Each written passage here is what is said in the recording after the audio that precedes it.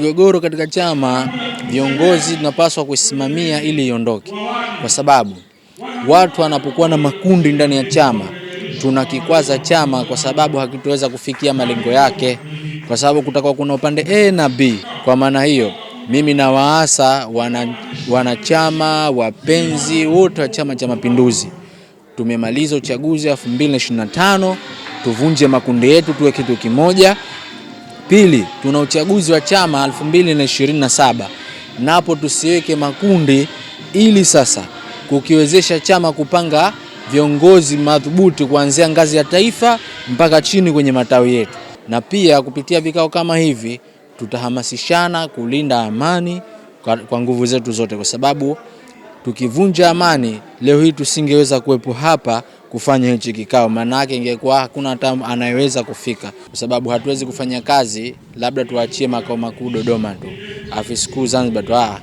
Tunaanza chini, mashina, matawi, wadi. Muunganiko huu sasa ndio unafanya chama kinakuwa imara. Leo tarehe 14 mwezi wa 6 huu tuna kikao chetu hichi cha katiba, kila baada ya miezi 6 kufanya kikao hichi, kutizama uhai wa Chama cha Mapinduzi na kufanya kazi za Chama cha Mapinduzi na kuingiza wanachama wapya Chama cha Mapinduzi. Jimbo letu la Kikwajuni, hii ndio kazi yetu kubwa, pamoja na wadi ya Rahaleo. Lengo ya kikao hichi ni kujua uhai wa Chama cha Mapinduzi, yani kufanya tathmini ya Chama cha Mapinduzi huko mbele tunakokwenda.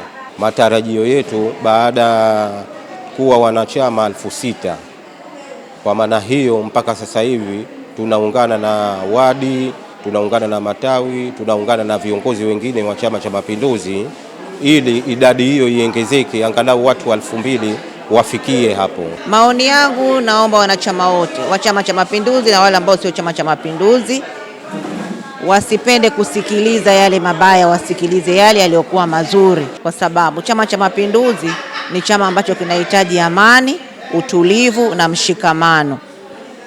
Hawapendelei kuona tofauti katika vyama, katika nchi, katika jamii. Kwa maana hiyo, maoni yangu mimi kwa wananchi wote, wasisikilize yale mabaya, wasikilize yale mazuri. Na wanasikiliza vipi mazuri? Kwa kuona, kwa sababu tuna maendeleo.